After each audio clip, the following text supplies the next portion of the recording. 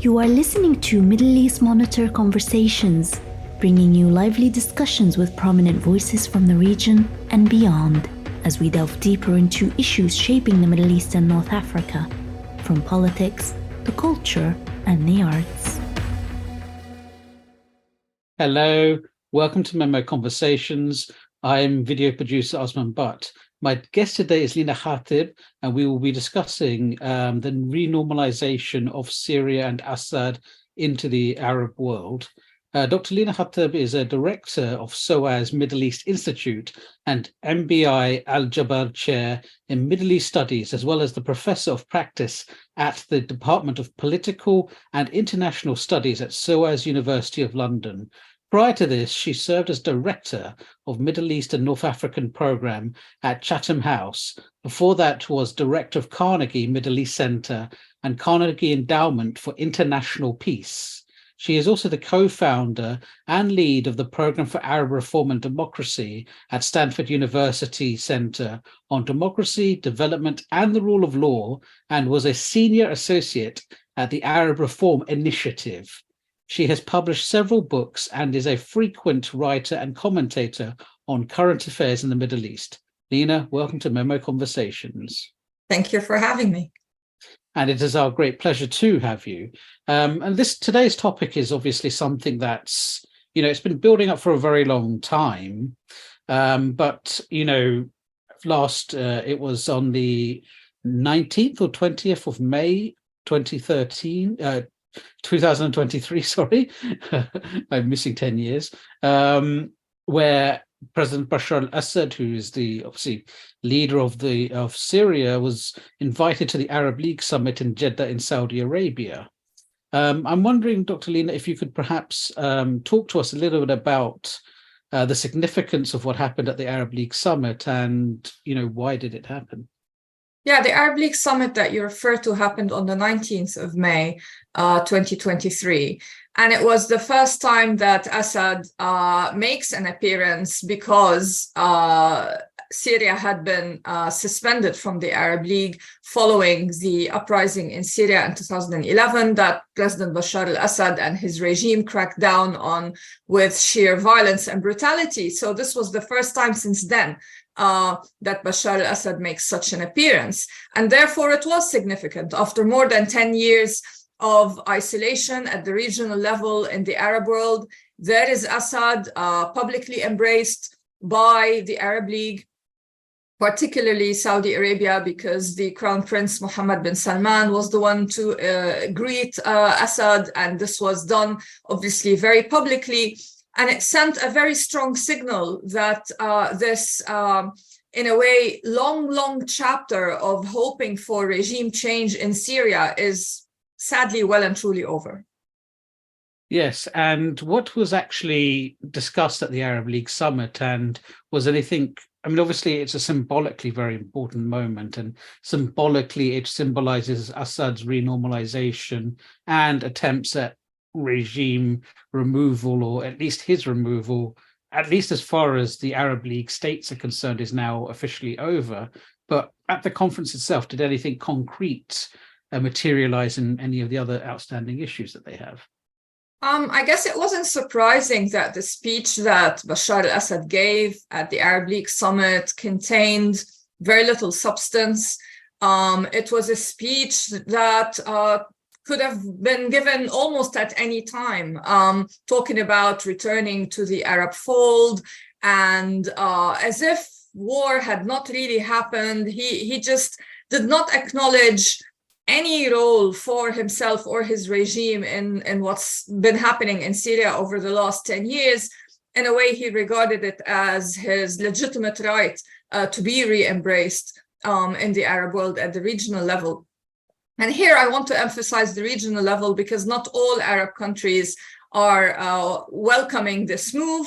Qatar in particular has been quite reluctant at Syria's readmission into the Arab League. Qatar said that the country will not stand in the way of the Arab League doing so. However, its own bilateral relations with Syria will remain the same, meaning no diplomatic ties between the regime of Bashar al-Assad and Qatar. So that was one significant concrete thing that happened during the summit. The presence of Qatar was largely to appease the host Saudi Arabia and to maintain cordial relations with the region, but the Emir of Qatar was not there when Bashar al-Assad was giving his speech at the Arab Summit, for example. Other than that, a lot of the so-called conditions that had been discussed prior to the Arab League, that some perhaps were hoping would be in place before Assad is readmitted into the Arab League, none of those conditions actually materialized as conditions. Instead, a number of the issues that had been discussed prior to the Arab League summit were merely presented in the summit as issues for cooperation between the Syrian regime and various countries in the Arab League. And these issues include the refugee file, the detainees file, and also the Captagon trade file, amongst others. So in a way, this was largely a ceremonial event that marked regarding the Assad regime as the winner of the war in Syria and as the legitimate ruler of Syria in Arab eyes. It's kind of interesting as well. I mean, you mentioned in his speech, he doesn't really acknowledge what's happened in his country for the last 10 years, but this feels like almost typical Bashar al-Assad speeches, because whenever you do look at his speeches, it's very rare for him to acknowledge the challenges happening in his country. I mean, you got a rare acknowledgement in a very indirect way in 2015 that things weren't going very well. But even here, it was still very cautious language being used. And of course, there's that famous speech in 2011, as much as you can call it a famous speech, where he, when the crisis started to develop in Daraa, he goes up in front of the Arab League Parliament and doesn't really refer to the crisis, the protests happening in Daraa directly, but does allude to the fact that there might be foreign interests involved, and he uses words like fitna, as in sedition, and so on. And so it's as if, like, it's almost a sign of his attempt to project confidence in the sense that, I can deny these events, it didn't happen, almost. Yeah, so there's that kind of form. His style is to be dismissive. He never ever acknowledged that there was an uprising in Syria, for example, from the very beginning. And this is his approach, that he just dismisses what is happening. He only wants his narrative to prevail. And so he has always insisted that whatever challenges were happening in Syria were actually attempts by terrorists to topple his regime, and that all he's doing is try to protect Syria and defend it against terrorists. So he has consistently labeled anyone who stands in opposition to him as a terrorist, and that has not changed. And also blaming mainly the West and foreign hands, vaguely speaking, for crises in Syria and for meddling as well, which of course, even at the Arab League summit, was highly hypocritical, because that's something that he also mentioned in the speech. Basically said Syria should handle its internal affairs without external interference, when Syria right now under the Assad regime is very much completely tied to the regime in Iran as well as Russia. And Iran and Russia are playing a very active hands-on role at the military level, at the political level, and the economic level in Syria. So for him to say no one should meddle in our affairs is hugely farcical. So we've been hearing a lot about, what Saudi Arabia and the other countries were hoping to gain from all of this. And there's always this sort of almost half wishy-washy thing about maybe moving him away from Iran or whatever. But it doesn't feel like, obviously, that's going to happen. And I'm pretty sure Gulf states themselves know that this isn't going to happen. So what is it they were actually hoping for from all of this? Yeah, this hope that maybe Assad could be pulled away a little bit from Iran is not realistic. And as you said, no country in the Arab world really believes that will ever happen, at least not in the foreseeable future. And therefore, we have to think actually about Gulf national interests here, especially Saudi national interests. Saudi Arabia is the one that took this big move. King Salman sending the invite to Assad to attend the Arab League summit is all about Saudi Vision 2030, Saudi Arabia's own national ambitions. It wants to diversify its economy. It wants its socio-economic reforms under Vision 2030 to be successful. And for that to happen, the last thing Saudi Arabia needs is to have tensions in the region. So what Saudi Arabia is trying to do is de-escalate tension in the region. And so this is not really about Syria. It's actually about Saudi Arabia. In a way, whatever happens within Syria is not the concern, as long as this doesn't present a headache at the security level for Saudi Arabia. Yes, it's interesting because, of course, if you're Saudi Arabia, you do have some advantages here because you don't have refugees to deal with, like, say, Lebanon or Turkey or even the EU. But one area of tension that does exist specifically is over the Captagon trade, which we've alluded to just a moment ago. I wonder if you could talk to us a little bit about what this trade is and why it's important. So when it comes to the drug trade in Syria, this is sadly nothing new. The drug trade has been going on since before the uprising of 2011. But what has happened over the years is that the war brought with it many profiteers and new actors that have risen to become cronies, warlords, and a lot of them are involved in the drug trade. So the drug trade boomed in Syria during the war. And one of the key actors involved in this drug trade is the 4th Division of the Syrian army, led by the brother of Bashar al-Assad, Maher al-Assad. Now, this division is the one that is leading on the drug trade of Captagon in Syria. Now, Captagon is a drug that is relatively cheap to manufacture. It's a chemical drug. It does not rely on agriculture.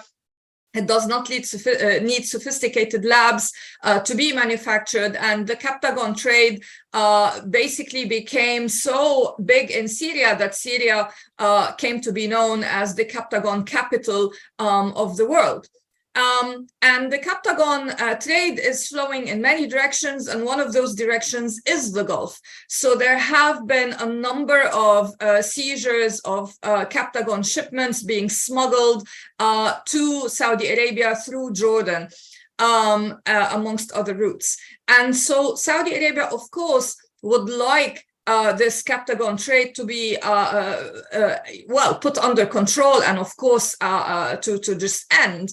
But realistically speaking, the Assad regime makes a lot of money from the Captagon trade. And as I said, it's the Assad family that is involved in this trade on a first-hand basis. So they are unlikely to just give up this trade. They might actually perhaps divert some of the shipments away from Saudi Arabia somewhere else.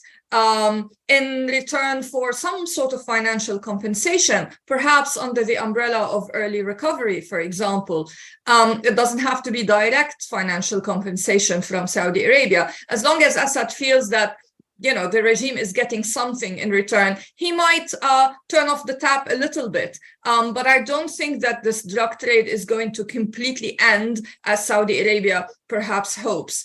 The other issue is that the Arab League set up a committee for Syria to cooperate on the Captagon trade with the Arab League. And in this committee, within the Arab League, you have Jordan, you have Iraq, and you have Lebanon as members. Now, militias in Iraq and Hezbollah in Lebanon are very much involved in the Captagon trade as well. So in a way, having these countries be presented as part of the solution also tells us about, you know, the ceremonial nature of this cooperation that the Arab League was talking about on the various issues that really should have been conditions for Syria's return to the Arab League, but are not. Yes, and this leads to also an interesting question, which is obviously the state of the Syrian economy is just in complete dilapidation. It's been ruined for years, and the cost of reconstruction is astronomical. But obviously the regime is still financing itself in various ways, although it's resorting to more and more desperate measures. So obviously we've just talked about drugs. But I'm also wondering, you know, how else is this regime financially even staying afloat? I mean, the regime is staying afloat because it's not actually delivering to as many Syrians as it used to deliver to, for example. So when you think about more than 6.5 million Syrians being outside Syria right now as refugees, these are Syrians that the regime does not have to worry about. When you think about towns that are destroyed, these are not towns that the regime needs to worry about in terms of the provision of basic services and infrastructure. So in a way, the burden on the regime has in many ways actually lessened in a very perverse and horrible way.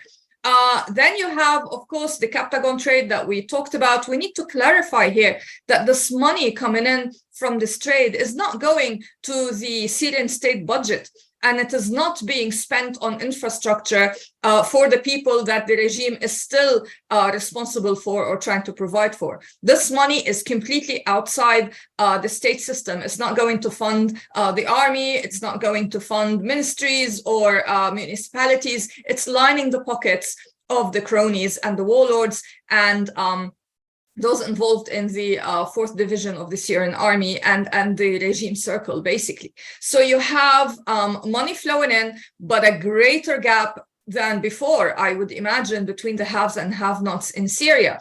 And so you hear every now and then complaints, even from people in regime areas, that there is a lack of bread sometimes, or a fuel shortage, or services are not available, security is not great, there's high unemployment. And so, yes, the regime is maintaining itself as a regime, but the Syrian people themselves are feeling a big difference, and they are being sacrificed basically so that the regime can maintain its place at the top of the hierarchy in Syria.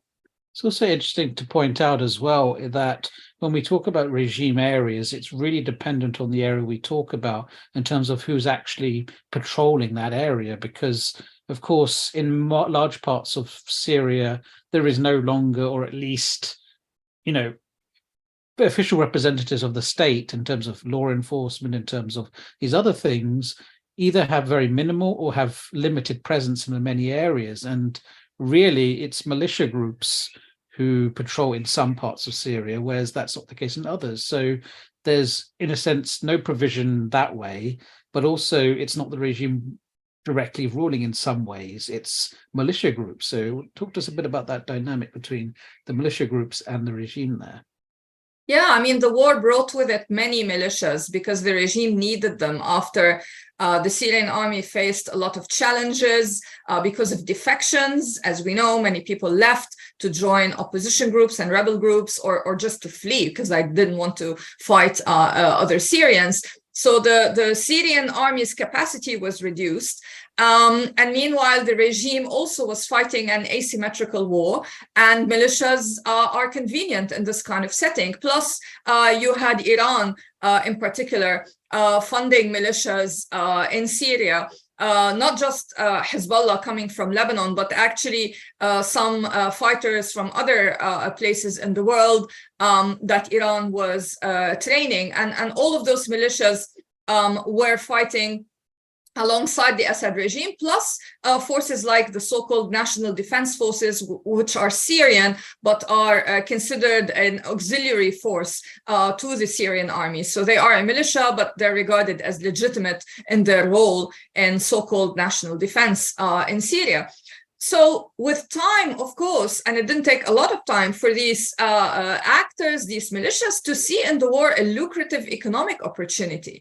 So in many ways, instead of pursuing objectives that were dictated by the regime from the top, they also began to pursue their own objectives, which very often were about profiteering. And when you want to profiteer as a militia, you have to impose your own control over certain areas to be able to engage in extortion or looting or theft or illicit trade, or even legal trade in some cases, but to kind of be the person or entity overseeing any financial transactions in your area. So this resulted in a de facto fragmentation of security provision in Syria as these different militias started pursuing their own individual goals. And of course, over the years, the regime has tried to rein in some of those militias to a certain degree, but the fact remains that the situation right now in Syria under regime control is a mixture of places where you do see some presence for the official Syrian authorities, but in a lot of cases, these militias are still doing their own thing, which is why citizens, even in loyalist areas in Syria, like Latakia, for example, have been every now and then complaining about security because of the behavior of these militias that are de facto controllers in their regions. Yes, and all of these things we're mentioning complicates a lot of things when it comes to dealing with Syria, because of course now we've got a lot of countries talking about maybe we should deal with Assad again, and maybe half these problems will resolve itself, but it's really hard to see how that would happen. And of course, that came up a lot during the earthquake discourse, where there was a lot of discussions on the internet, especially about aid going to Syria and whether we need the sanctions that the US imposed, which were the 2019 or 18 Caesar Act sanctions, whether that was preventing aid from getting through. But others pointed out that, in fact, even if aid is getting through, the regime just takes a lot of the aid and uses it for whatever it wants to use it for, rather than for the good of its victims. But, and of course, the earthquake was a big moment in which the Assad regime did go throughout the world to say, we do need you to lift some of these sanctions. And so I'm wondering if you could perhaps tell us about that dynamic a little bit. The regime saw in the earthquake an opportunity to normalize with the international community at large. It knew that even US sanctions would come under scrutiny from people thinking that now is a situation of exception, and therefore some sanctions should be lifted. And the US Department of the Treasury did actually do that. It issued an exception meant for sending resources to Syria for the sake of helping people in the aftermath of the earthquake and for purposes linked to the damage of the earthquake. But this is a temporary easing of sanctions. It's not the same as lifting sanctions completely, which is what Assad was basically hoping to do. But as you pointed out, Assad has persistently painted this erroneous picture that it is Western sanctions that are hurting the Syrian people, when the reality is it is the regime and its behavior that are hurting the Syrian people financially and economically.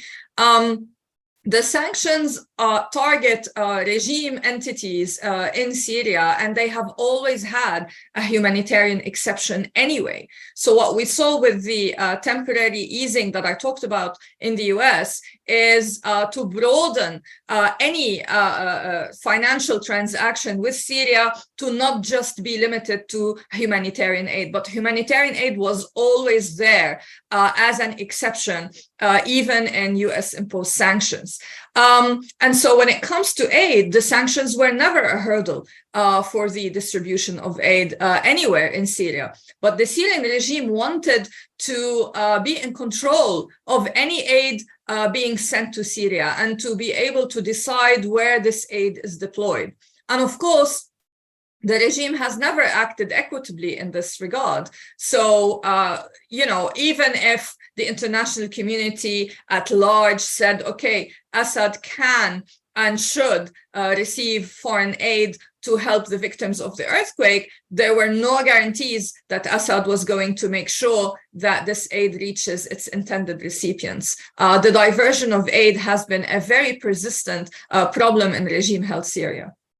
Are we able to actually say then what the impact of sanctions actually were? Because obviously this is something that keeps coming up again and again about how dangerous sanctions are, how they really inhibit people. And I think a lot of people, I think there's a few things going on here. I think people sort of conflate one type of sanction with all types of sanctions. So people think a lot about the 1990s when Iraq was placed under sanctions, and they just apply that to any place that's been sanctioned, where, from what I can tell, sanctions in many ways have become even more targeted since then. But I'm wondering if there's any good way of determining what the actual impact has been on the Syrian economy from these sanctions. Well, when it comes to the sanctions, you rightly pointed out there is a big distinction between the sanctions that had been imposed on Iraq and even before that Iran, actually, in the 80s and 90s, and the sanctions that are very targeted, that are imposed on Syria and target individuals and organizations and companies linked to the Assad regime. They do not target, the Syrian people at large. And crucially, as I said, the current sanctions have a humanitarian exception. Anyway, when it comes to the regime itself, the regime has been good at evading sanctions. Iraq has been, for example, one of the countries in which the regime has been able to evade sanctions. Lebanon is another country, and there are others. So you have Syrian individuals who can set up companies in these countries and, pretend that they have nothing to do with the regime and conduct business and funnel money to the regime that way. But crucially, when we talk about sanctions, we, I think, need to realize that sanctions on their own are not sufficient to push any regime to really modify its behavior. Sanctions are one tool. The fact that these are targeted sanctions is a good thing. However, thinking that sanctions alone are going to make Assad suddenly turn democratic or behave in an equitable and fair and just way towards these people are just fantasy. What is needed is a comprehensive policy on part of the West and the international community at large to deal with the problem in Syria, and that has been lacking. And so what we have is people saying, okay, so what is going on? Oh, sanctions. And as you can see, Assad's still there, so sanctions are not working, and they see Syrian people suffering, and so their sanctions are not working. But actually, the reality is, had sanctions been part of a broader package, perhaps we would be seeing a different scenario and people wouldn't be so fixated on trying to find something to blame for the failure. For me, the key failure lies in the lack of political will in the international community at large, and particularly in the US, to really have regime change in Syria and to bring this conflict to a close and have political transition per UN Security Council Resolution 2254. That has not happened. The UN has been largely impotent in this regard. The US had an opportunity under Obama, under Trump, and even under Biden. But now with Russia's invasion of Ukraine, the situation has become even more complicated. So I don't really see in the near future, or even in the medium term, any resolution for this situation in Syria. So yeah, sanctions, I'm not someone who will defend sanctions in a blanket way, but in the case of Syria, I think we need to look at the big picture. Yeah, it's interesting because I think there's this horrible tendency in the US right now, and has been for a while, which is we don't like what's going on, but we don't want to do anything. So what can we agree to do? Sanctions become the policy rather than the tool. And I think that's, it's a very bad way of thinking about policy. But I also think, we've been talking about regime change, and I think it's important to sort of clarify that, as far as I can tell, the US has never had a regime change policy in Syria in the last 10 years. I mean, the furthest they ever seem to go, if we go by what they've said in official negotiations and what's been made public, is that up until, 2016, 2017, their position was Assad should personally step down. And then I think in 2017, they said he should still step down, but he can handpick his successor. So there was this idea that, if the regime completely collapses, it's all chaos, it's Iraq. And so what we want is to maintain some sort of stability, but we want somebody who can maybe integrate the opposition, who's not so toxic and so problematic. And it seems to be that approach that has failed. Yeah, I mean, we have to remember that President Obama back in the day did say that Assad must go. So when I talk about regime change, there was a very big hint there. And the Syrian people at the time listening to Obama did think that the US was going to take some action to actually remove Assad from power. And removing Assad from power is basically regime change. This is the Assad regime, the regime that calls Syria Assad Syria. And so this is what the US had said at the level of rhetoric. But as you said, first, none of this was translated into action, neither diplomatic nor military. I mean, when I talk about regime change very early on, I'm not implying that the US should have attacked Syria militarily to remove Assad, but there could have been diplomatic steps taken, which were not taken. And then if the US says Assad must go and then does not deliver, this does not just hurt the credibility of Assad, of the US in the eyes of Assad, but also hurts the credibility of the US in the eyes of its allies. So in many ways, the way the US handled the situation, and then this backtracking that you rightly cited, with then changing even the rhetoric to kind of imply something else, all led actors like Saudi Arabia to conclude today that the US is just not going to do anything beyond sanctions, really, when it comes to the Syrian file. The US is not going to do anything about Iran's regional role, and it was left for Saudi Arabia and other Gulf actors to basically handle the situation on their own. And they felt, okay, we have Assad as a reality on the ground. We have Iran as a reality on the ground. Let's try to at least de-escalate so that they don't hurt our national interests, because the ideal scenario is just not going to be achievable anymore. Yes, and I mean, this also leads back to, we're talking about Saudi Arabia here, but, my impression of Saudi Arabia's policies over the last few years is that, you had, when the Arab Spring broke out, and I think people maybe now don't remember this fully, but there was a general fear that this entire region was about to go under in terms of every regime. And my sort of impression on Syria is that Saudi thought, well, they're not exactly a friend of ours, and we can sort of afford to cut them a little bit, because before the Arab Spring, there was an idea of, regardless of where a regime stood on a particular issue, and even if they weren't officially aligned, there was a sense that each regime existing creates a kind of stable authoritarianism across the region. And part of the reason Saudi takes a different position in 2011 is because it's in response to the fact that there's revolutions going on around them. Syria is, it's pretty bad in Syria, but also they're not really an ally, so let's just cut them loose. Yeah, I mean, at the time, you had King Abdullah of Saudi Arabia in power. He never trusted Assad, and rightly so, because let's not forget, in 2005, it was the Assad regime that assassinated Rafiq Hariri in Lebanon. And Rafiq Hariri wasn't just an ally of Saudi Arabia, he was also a Saudi national himself. And that led to the cutting of diplomatic ties between Saudi Arabia and Syria, because King Abdullah took that step. Now, there was a rapprochement between Saudi Arabia and Syria in 2009. But then when the uprising happened in 2011, and it completely turned brutal when Assad cracked down, Saudi Arabia was the first to say, we condemn this bloody violence by the Assad regime, and cut diplomatic ties with Syria. So in many ways, it is not surprising that Saudi Arabia took that step back then, because you have to remember that relations between Saudi Arabia and Syria at that time were not just tense because they didn't like him.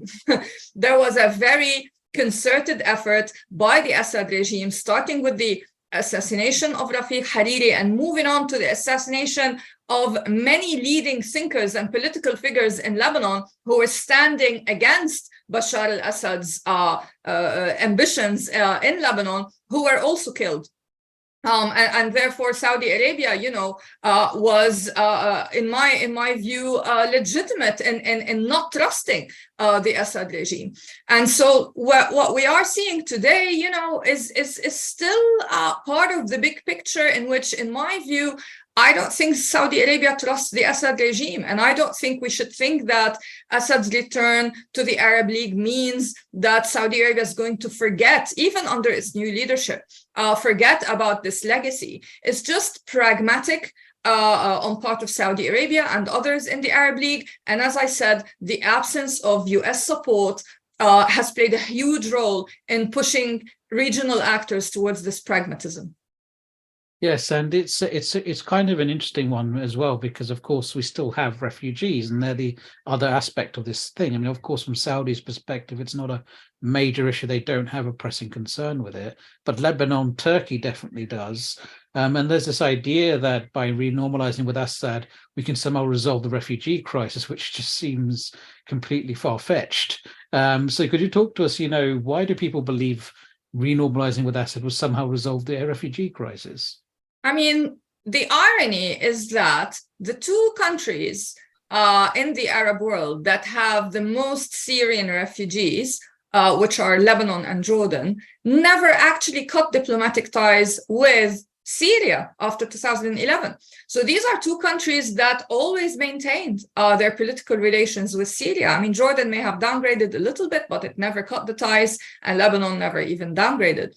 And so in a way, you have to think, well, if your bilateral relations were always there, then how come now all of a sudden this situation is going to be favorable to you to get your Syrian refugees out and back into Syria? I mean, so I think in many ways what we are seeing is a piece of theater on the part of the Lebanese government in particular. The Syrian refugee file is being labeled as the cause of almost all of Lebanon's problems right now in terms of social cohesion, in terms of the economy. The Syrian refugees are being blamed for draining the country's resources and diverting resources away from Lebanese citizens. Now, of course, Lebanon has suffered some economic consequences, of course, because of the Syrian war, but to blame all Lebanon's problems on the refugees is a massive and unfair exaggeration. So what Lebanon is trying to do here is use the refugee file as a way to beg for funding from foreign countries on the basis that, okay, now there's normalization. This means that the refugees can go back to Syria, and let's please get some money to help them go back and to help ourselves in the process. With Jordan, it's a bit of a similar situation.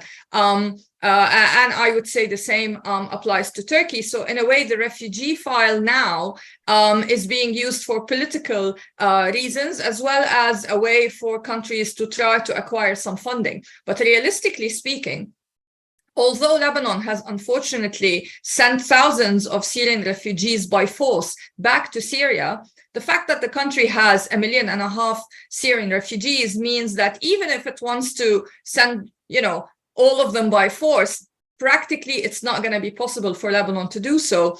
And in Turkey, again, Turkey is now trying to say, okay, we're going to build infrastructure in northwest Syria so that refugees in Turkey can go there. But again, you have lots and lots of refugees who have set deep ties in Turkey, and it's not going to be so easy for these refugees to go back. And the Syrian regime, crucially, uses refugee return also to try to use it as an excuse to ask for normalization and for foreign funding and for reconstruction money to flow into Syria in a significant way. So sadly for the refugees, they have become a political card and an economic card in all this. So I want to now sort of bring us to Russia and Iran, because of course they're the big players in Syria. But I think it's also important to point out for the audience that although they are, together on Syria in a sense, they've always clashed over Syria. There's a rivalry of interests. There's a rivalry of even business interests. So a lot of Syria's profitable industries have been taken up by either Iran or Russia. And of course, we've now had the 2022 invasion of Ukraine from Russia, which makes Russia, in a sense, in a weaker position. So I'm wondering what their position in Syria is like today. The position today has not actually changed that much, because despite Russia's war on Ukraine, its investment in Syria is actually relatively low, and it has not yet felt the need to sacrifice its presence in Syria to boost its operations in Ukraine. And so Syria remains low-hanging fruit for Russia, a cheap way for Russia to stand up to the West, to have a presence on the Mediterranean, and to exert some influence in the Middle East region and the Med region at large. For Iran, again, Iran is facing a mixture of sanctions, an economic crisis, protests at home, but its presence in Syria goes way back before 2011. Even under the days of Hafez al-Assad, Bashar's father, even during those days, Iran was there in Syria exercising soft power. And also, let's not forget, Hezbollah in Lebanon always used Syria as a thoroughfare to bring in weapons and resources and to train its people, and Iran also supports Hezbollah. So the relationship between Iran and the Assad regime is a very long-standing one. And we also can say the same about Russia. During the days of the Soviet Union, again, there were very close links between the Syrian army in particular and the Soviet army, and this carried on after the breakdown of the Soviet Union. So we're talking about long-term ties that transformed with the conflict because they became deeper and more extensive. But both of them have set enough roots that I think these roots, as far as Russia and Iran are concerned, are there to stay in the long run. So what might happen is we might see some downgrading on both fronts, the Russian and the Iranian, but not a complete erasure. But as you said, the relationship between Russia and Iran is not one of complete alliance and harmony. There's also competition over influence and competition over resources. But at the same time, it's also a relationship of convenience. And we saw a bit of that play out in the Ukraine context when Iran supplied some drones to Russia in return for Russia supplying military equipment to Iran. And in Syria, there's a kind of division of labor that took place during the height of the military campaign when Russia first joined in 2015 and in the few years that came after, whereby Russia took care of the air campaigns and Iran took care of the ground campaigns with the various militias that it funds. And so, yeah, they may not 100% trust one another, but they currently still need one another and can find different roles for one another in Syria.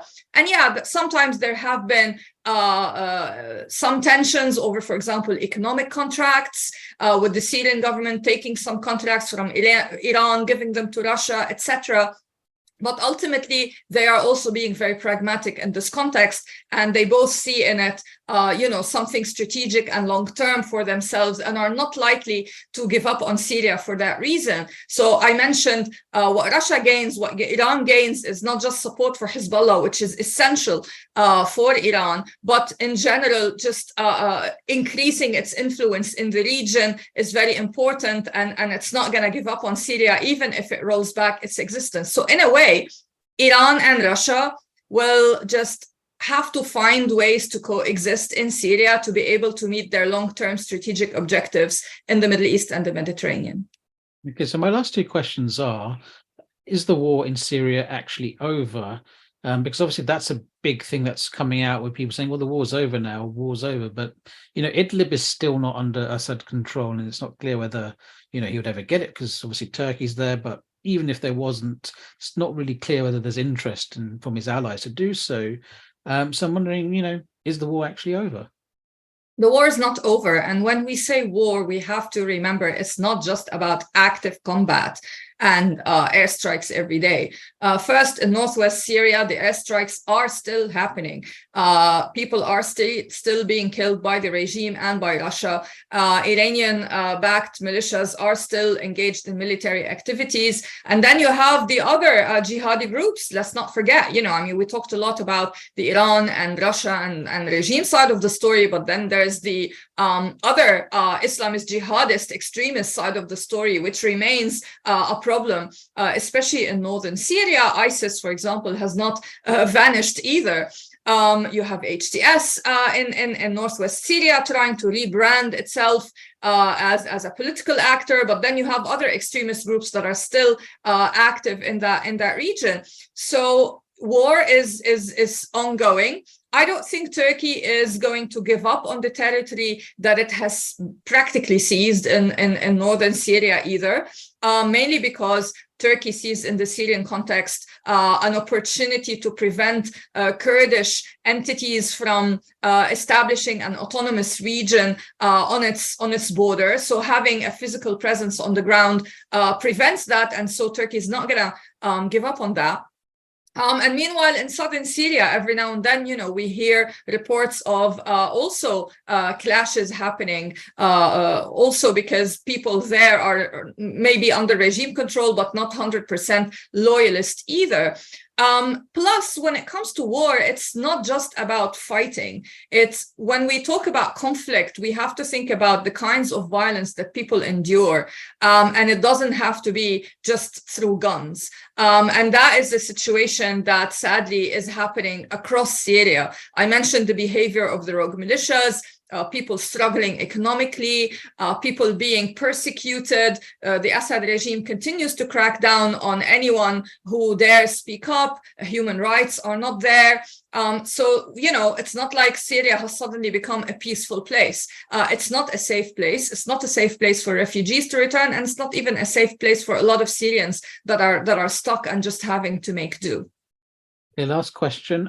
So what is the future of Syria right now? And obviously you had an opposition that wanted, I'm using the opposition in a very broad sense of the term, that wanted changes, and obviously those changes didn't happen. But, what is going to happen? What is the future of Syria?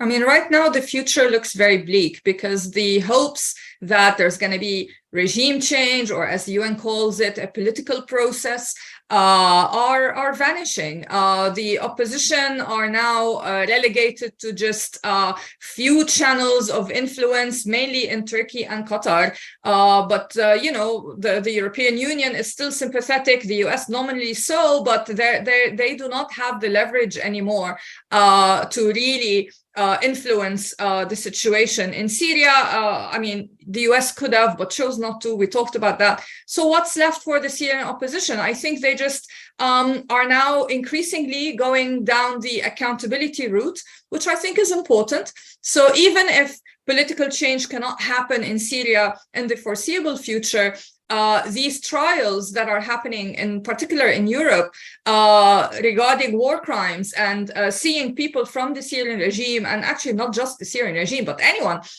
who is charged and convicted of war crime be brought to justice, is a positive development. And I think a lot of attention should be diverted to this cause, because it is a worthy cause. And I would say, hope is not completely lost. I mean, politically, yes, perhaps, but at the level of accountability, I think these efforts are gaining momentum and are likely to grow. Lina Khatib, thank you for talking to us at Memo Conversations. Thank you for the conversation. And to our audience, thank you for tuning in. Please do tune in next time for more Memo Conversations. This was Middle East Monitor Conversations, brought to you by the Middle East Monitor in London.